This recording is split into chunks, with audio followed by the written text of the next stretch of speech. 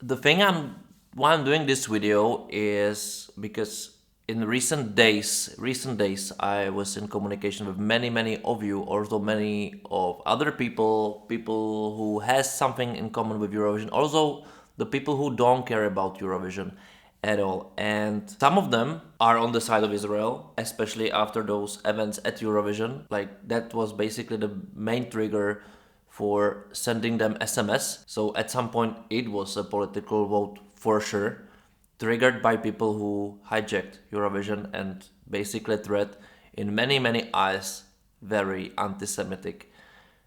And some other people who I would say even neutral said like it would be much better if Israel don't participate. They should have been smart and not go there. And then I watched this ESCZ video. I have seen more armed police this week than I have ever seen before in Europe. Venues such as Euroclub were being swept for explosives and suspicious packages in between events. It was abundantly clear to everyone familiar with the contest where these boos were directed. It was a protest against Israel's inclusion in the contest, especially with a song that was still as blatantly political as this one was. At that stage, I think everyone's best hope was that they would fade into mid-table obscurity in the final, which would minimize the controversy and minimize the damage that would be caused to the contest as a whole. About why actually basically Israel participation ruined this Eurovision. And even though I wanted to create completely different video, I decided to do this. Let's talk. Alright guys, welcome back to my channel. My name is Jan Bors, and in this video I will be talking about this topic once again from a little bit different perspective, because first of all, I'm extremely sad about this story. I'm extremely sad what I saw in Fandom. I'm extremely sad what kind of division I saw, and I'm extremely sad how a big part of Fandom, basically the people who were on the place, jumped on the train of hatred. They support the hatred. They see the problems completely somewhere else instead of looking how they behave. And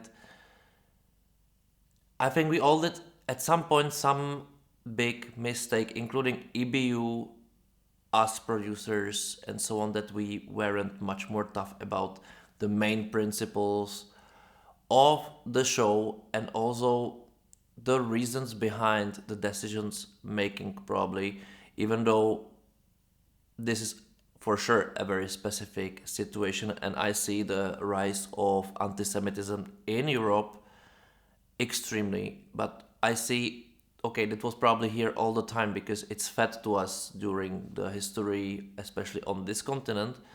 But what I see as a huge problem, that it's highly tolerated. This kind of hatred, it's absolutely tolerated. It's amazingly to hear on the streets, on the protests from the river to the sea, which means exterminate all the Jews, calling for intifada, which again means exterminate all the Jews. And it's tolerated. It's absolutely okay.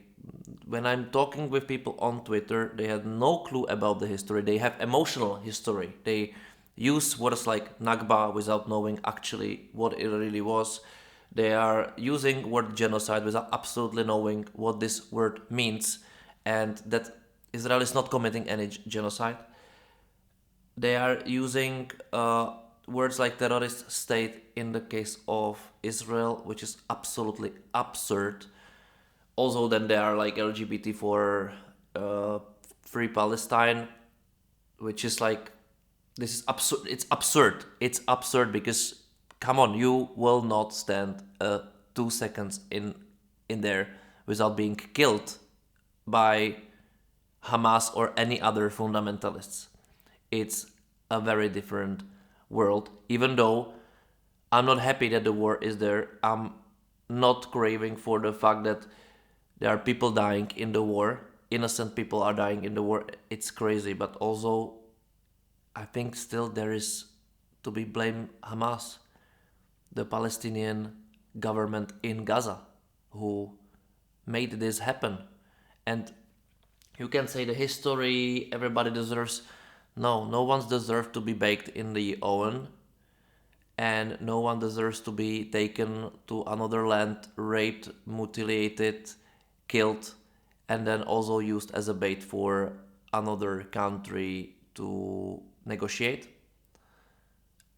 And we are just, I don't get where you guys, especially fans who were in the bubble and this ESC game, where do you have so much hatred, and why don't you really first learn something about the situation? I know you're doing TikToks and you want to become somewhere being like a hero of the Intifada or whatsoever, even though you don't know what it means.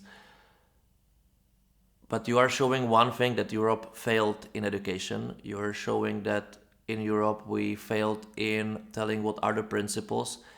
And also we failed in one thing, to understand why Israel didn't step out from Eurovision itself. And why even to ask this question, if it's gonna be better for everybody to step out better. Why it would be better. And I'll tell you something. Learn something about Holocaust. Holocaust and all this, in my, like, not in my opinion, but it happened also from one thing, and that's why Israel has never enough, because they were silent. They basically stepped back. They let Jews in Europe let everything what happened to them. They basically said, okay, we will stand those things. We will stand everything. We will let everything, until somebody said, okay, they're pulling themselves so back that we can actually throw them into ovens in millions of people. This is called genocide. Yes. And they said, no, we won't ever step back. If somebody just hates us, if somebody wants to do this from us, we won't do it, because we started somewhere, and this is where I want to get. If Israelis say, okay, let's step for Eurovision because Europeans now hate us, some of them, not all of them, because the public vote we saw, it's not because they advertise it, maybe partly, but I saw it here in Czechia. Most of votes were because you were behave like absolutely anti-Semitic racists and hate people, and you are a minority and people hates it, but they were also silent because you are loud, and people don't like loud people. But Israelis already learned this lesson, and if they would step back in here, what's next? Step back from everything, and then eventually they are completely nowhere, just for themselves, even though I think they could survive this, because they proved themselves, and this is the way of the survivor, that only who Israelis can really depend on are Israelis themselves, pitifully. But as we saw from recent attacks from Iran, it's not true that 100%. But the issue is that you would like to have it like it. I would so enjoy the class if this guy who we don't like, even he does nothing, don't go there. You basically accepting your bullying role. You're telling that somebody else bullying just by existence. But that makes you a bully. That makes you a person of pure hatred, or you're stupid and you have no knowledge. And I'm telling this very openly because this completely tears my heart what I see in the community. It absolutely tears my heart what it's accepted. And I think EBU must change at some point for sure, because the way how they communicate, it's absolutely horrible. But you overreacted the whole Eurovision because of Israel is there, instead of understanding that this is not about it at all. You weren't that harsh when Azerbaijan was there. You weren't that harsh at all when Russia was there after 2014, not even after they attacked Georgia. You didn't care. I think it's because it's Israel. I think because it's Jews, and I will tell you why. Because this is accepted by everyone. If it comes to Jews, everybody can kick. Everybody can kick because society somehow takes it as a normality. It's okay.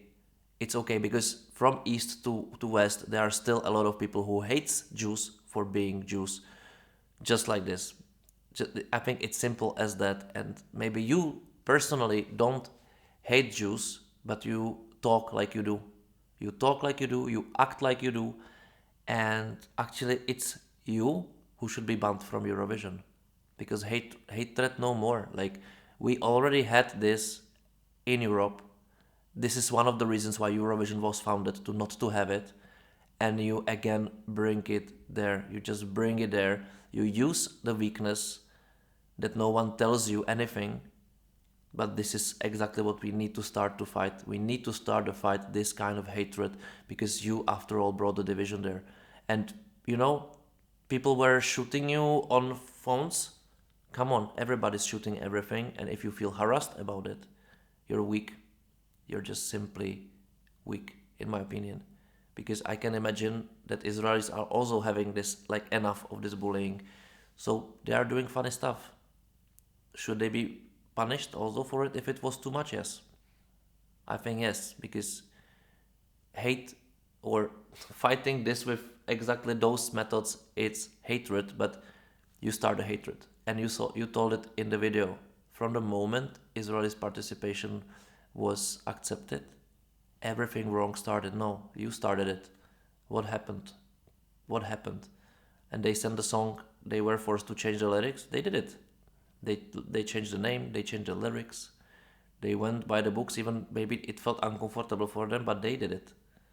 They played by the rules, not like so many other artists who try to avoid all the rules with very funny ways. Basically shown that Eurovision for them was just a platform to shine and nothing else. The name, the brand, the history meant nothing to them. And also I think it means nothing to you. It's for you a fan base, but you completely forgot what Eurovision is about. You completely forgot why Eurovision was founded and why this should be unacceptable. And maybe also you have absolutely different opinion about it. And you're still like, Jan, you're defending a wrong thing, but I will defend it. I don't care if people like you ban me. I don't care if I will be minority voice in this community, but I will stand my ground, because I think this is very important and people should be much more vocal about how you ruined Eurovision, how you hijacked Eurovision, and how your unprofessional behaviors over years made this to happen. Even Eurovision do everything for the inclusion of people like you. For me, this is ununderstandable. Absolutely ununderstandable. Yeah, but write me in the comments below what do you think. This is simple as that. Of course, you can subscribe to the channel, like the video, support me on another by buying me a coffee or giving super likes or becoming a member and have exclusive content just for you. There are masterclasses and there will be more masterclasses basically analyzing the stagings of Eurovision songs this year. They were brilliant, lots of them, even those from the artist I really have no words for them. They were brilliant, those stagings. And I'm describing you why, what was the magic about it, why it was so perfect, and what tricks they used. Also, I will be doing for the stagings which I think failed in this kind of, but definitely I want to teach you something about this part of my profession, and I think those are amazing examples this year to showcase. So don't forget to don't be worried to become a member and support this channel also this way. And this is all from me from now. Thank you for watching, and hope that I will not be in urge to do some other video like this. Bye.